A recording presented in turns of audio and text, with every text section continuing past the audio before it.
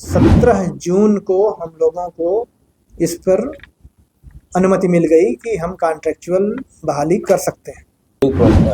है 2 हफ्ते का जो ट्रेनिंग का समय है, इसमें साइबर से रिलेटेड सब्जेक्ट्स को भी साइबर अपराध जो हैं और इसके अलावा मैक्सिमम अपराध मोबाइल से या कंप्यूटर से ही जुड़े होते हैं, तो उसको इसी वर्ष की 2 मई से हम लोगों ने राजगीर में भी क्षेत्रीय एफएसएल को चालू किया है। ये हम लोगों के पास में लगभग 22,500 लोगों को ट्रेनिंग दिया गया। ये एक शुरुआती, और उसके बाद में बहुत से लोगों को रिपीट मतलब दोबारा भी होगा। कुछ और चीज़ें हैं, हम लोग जैसे पूरा तो नहीं हम लोग देते हैं, लेकिन उसके सर्टेन पार्ट्स जो हमारे लिए अनुसंधान में रेलिवेंट हैं उनकी जानकारी हम लोग इनमें भी देते हैं, जो हमारा 12 दिवसीय प्रशिक्षण का है। सर मैं कानपुर सर एफएसएल जो है 7 साल से अधिक सजा वाले मामलों में निवारित कर दिया गया है, तो उसको लेकर क्या व्यवस्था सीआईडी का क्योंकि दबाव बहुत ज़्यादा हो गया है एफएसएल पर। देखिए 2-3 चीज़ें हैं। एक तो यह है कि हमारे पास में एक एफएसएल और 2 रीजनल एफएसएल पहले से चल रहे थे, मुजफ्फरपुर और भागलपुर में। एक इसी वर्ष की 2 मई से हम लोगों ने राजगीर में भी क्षेत्रीय एफएसएल को चालू किया है। दूसरा, हमारे पास में मैन पावर बढ़ाने की जो बात है, तो जितनी हमारी वैकेंसीज़ हैं उनको भरने के लिए हमें रिक्रूटमेंट रूल्स की ज़रूरत है। तो उस रिक्रूटमेंट रूल का हम लोगों ने नियम बना करके गृह विभाग को भेजा हुआ है।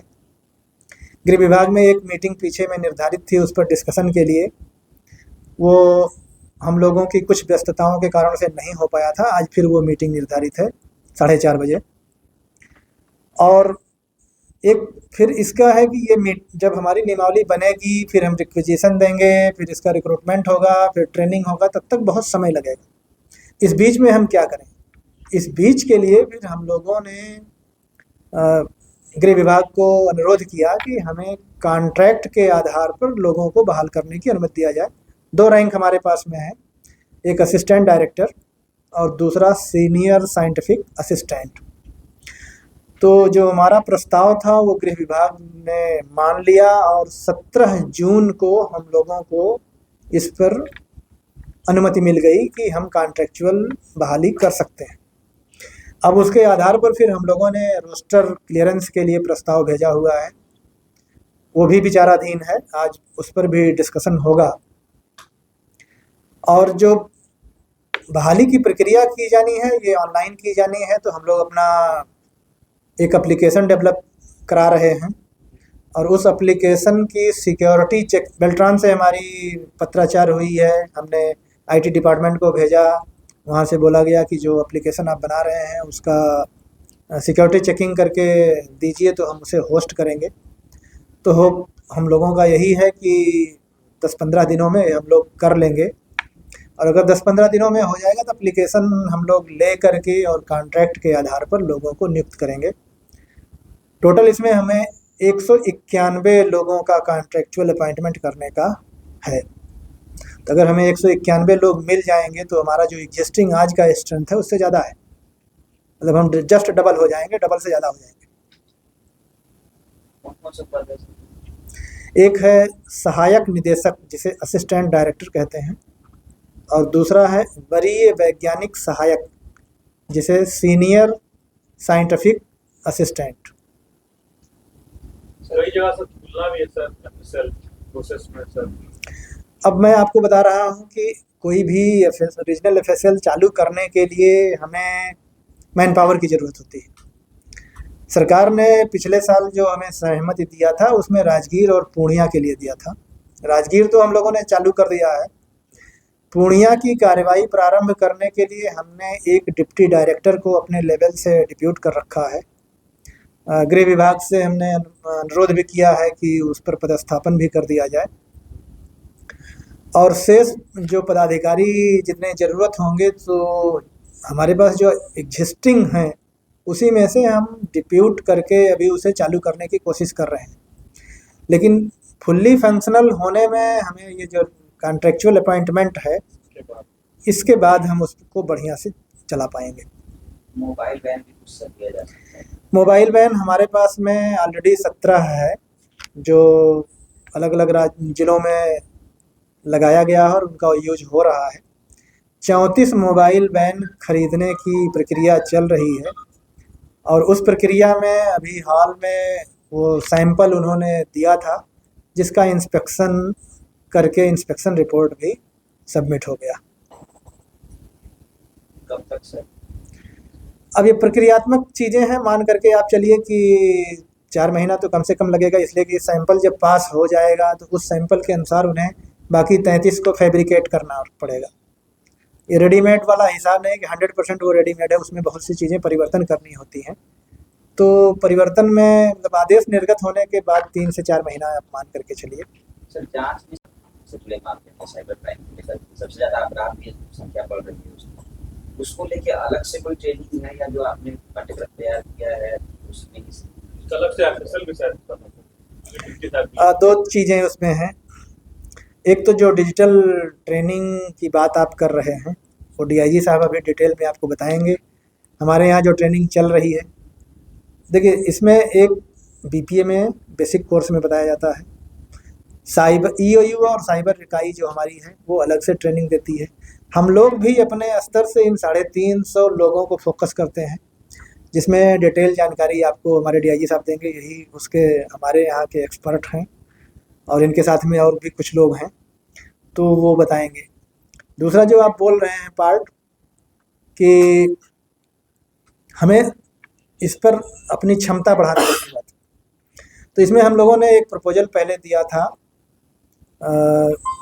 होम डिपार्टमेंट को, जिसमें एनएफएसयू गांधीनगर जो है उसको हमारे पार्टनर के रूप में और कंसल्टेंट के रूप में, हाँ गुजरात के गांधीनगर को लेकर के 2 साइबर फॉरेंसिक लैब की स्थापना की बात थी, जिसमें एक पटना में और दूसरा राजगीर में होगा। दोनों ही जगहों पर जो फिजिकल इंफ्रास्ट्रक्चर है, बिल्डिंग, वो कंप्लीट है, कहीं पर कोई कमी नहीं है, ना पटना में ना ही राजगीर में। और जो ड्राफ्ट था डीपीआर के हिसाब से, एग्रीमेंट का ड्राफ्ट पहले नहीं हम लोगों को मिल पाया था, तो उसमें कुछ इश्यूज़ थे, वो सुधरे हुए हैं। और 2 महीने 3 महीने से हम लोगों का उनसे एग्रीमेंट साइन करने के लिए पत्राचार और वार्ता चल रही है। अगले 28 तारीख को फिर वो आने वाले हैं, उनकी टीम आने वाली है। अगर वो 28 तारीख को आएंगे तो इस बीच में हम लोग अपना एग्रीमेंट करेंगे और एग्रीमेंट करने के बाद फिर हमें उसे इम्प्लीमेंट करना है, लागू करना है। तो अभी जो हम लोग पटना में जितना भी हमारे पास में साइबर की कैपेसिटी है, उसका आप मान करके चलिए कि 4 गुना और हमारी कैपेसिटी बढ़ेगी जब ये दोनों चीज़ें हमारी राजगीर और पटना की चालू हो जाएंगी। कितना स्ट्रेंथ राजगीर और पटना में वो 6 एक्सपर्ट हमें दे रहे हैं एक जगह पर।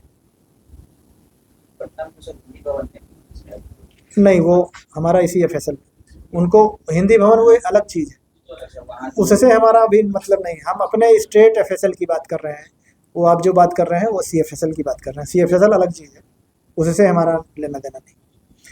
तो ट्रेनिंग के संदर्भ में जो आपने सवाल उठाया था डिजिटल के बारे में, मैं है प्रशिक्षण का फोकस, उसमें फॉरेंसिक साइंस पर काफ़ी रहता है फोकस, फिंगरप्रिंट पर रहता है, फोटोग्राफी, वीडियोग्राफी,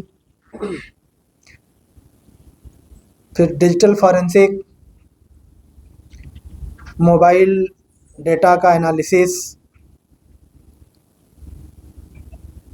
सीसीटीवी का एनालिसिस, और इसके अलावा जो नए नए कानून हैं, उनके नए प्रावधान जो हैं, या कुछ सुप्रीम कोर्ट के स्तर से या हाई कोर्ट के स्तर से नए आदेश पारित किए जाते हैं, तो उन आदेशों के संदर्भ में जो हम लोगों के तरफ से निर्देश निकाले जाते हैं, आदेश निकाले जाते हैं, उनकी जानकारी दिया जाता है। तो अगर इसका डिटेल आप लोग लेना चाहेंगे तो जो नोट बना हुआ है इसमें है, इस चीज़ को आप लोग उठा सकते हैं। पढ़ने की बात अगर कहेंगे तो मैं इसको पढ़ने के लिए भी कहला सकता हूँ, तो ये तो हम लोग अपने लेवल से जो हमारे पुलिस के पदाधिकारी हैं उन लोगों को प्रशिक्षण दे रहे हैं। हमारे यहाँ सीआईडी में जो लोग हैं पदस्थापित हैं उनकी भी गुणवत्ता बढ़ाने के लिए हम लोग प्रशिक्षण दिला रहे हैं उनको। तो 3 प्रशिक्षण तो हमारे यहाँ पटना में ही बाहर के पदाधिकारी आए और हमारे सीआईडी के पदाधिकारियों को दिए, जिसमें से एक हम लोगों का सीबीआई से हुआ था, दूसरा हम लोगों का एनआईए के द्वारा हुआ था और तीसरा एक I4C ये डिजिटल वर्ल्ड के लिए जो साइबर से संबंधित चीज़ें हैं ये हैं। तो इन 3 संस्थाओं के अलग अलग एक्सपर्ट और पदाधिकारी हम लोगों के यहाँ आए थे और 3 दिनों तक इन लोगों ने यहाँ पर प्रशिक्षण दिया था। इसके अलावा हम अपने जो सीआईडी के पदाधिकारी हैं, ख़ासतौर से उसमें डिप्टी एसपी रैंक पर हम लोगों का ज़्यादा फोकस है। उसके नीचे में भी कुछ चुने हुए सब इंस्पेक्टर्स और इंस्पेक्टर्स को भी हम लोग देश के जो अलग अलग संस्थान हैं और वहाँ पर जो प्रशिक्षण के लिए कोर्स चलाए जाते हैं उनमें प्रशिक्षण के लिए भेज रहे हैं। अब इसमें जो बाहर के प्रशिक्षण में है उसमें national forensic science university NFSU जो है गांधीनगर में, दिल्ली में, NCRB नई दिल्ली है, CDTI चंडीगढ़ है, CDTI हैदराबाद है, नॉर्थ ईस्ट पुलिस एकेडमी है मेघालय में। तो इन अलग अलग जगहों पर हम लोग अपने पदाधिकारियों को भेज रहे हैं और उन्हें प्रशिक्षित करा रहे हैं। और जो भी जानकारियां हम लोगों को कहीं से कुछ भी मिल रही हैं, जो अच्छी चीज़ें हैं, उसे हम अपने अनुसंधान में तो यूज कर ही रहे हैं, साथ में जो पदाधिकारी हमारे यहाँ प्रशिक्षण के लिए आ रहे हैं उनको भी हम उन नई चीज़ों की जानकारी दे रहे हैं। तो थैंक यू। तो और जैसा सर ने बताया कि इन्वेस्टिगेशन की क्वालिटी बढ़ाने के लिए हम लोग बहुत से सब्जेक्ट्स को फोकस करते हैं नए आपराधिक कानूनों के मद्देनज़र भी। और इसमें जो ट्रेनिंग है, 2 हफ्ते का जो ट्रेनिंग का समय है, इसमें साइबर से रिलेटेड सब्जेक्ट्स को भी, साइबर अपराध जो हैं और इसके अलावा मैक्सिमम अपराध मोबाइल से या कंप्यूटर से ही जुड़े होते हैं, तो उसको भी कवर किया जाता है। इसके अलावा इस वर्ष में I4C के द्वारा भी जो ट्रेनिंग कार्यक्रम कराया गया था, CBI के द्वारा ट्रेनिंग कार्यक्रम कराया गया था, उसमें भी इन साइबर सब्जेक्ट्स को और उसके से जुड़े हुए अपराधों को पूरी तरह फोकस किया गया था और सभी को जो है इसके ऊपर ट्रेनिंग दी जा रही है। ट्रेनिंग में इन्वेस्टिगेशन के साथ ही साथ उसमें जो प्रिवेंटिव एक्शंस हैं उस बारे में भी लोगों को बताया गया है और इसको हम लोग की फोकस रहेगा कि अगले इस वर्ष में अगले 5 महीनों में लगभग 2000 से ज़्यादा और इन्वेस्टिगेटिव ऑफिसर्स इस बारे में बताया जा सके। साइबर क्राइम के बदलते स्वरूप को कैसे आप डिफाइन करते हो, कैसे उस विषय पर ट्रेनिंग करते हैं और क्या क्या है?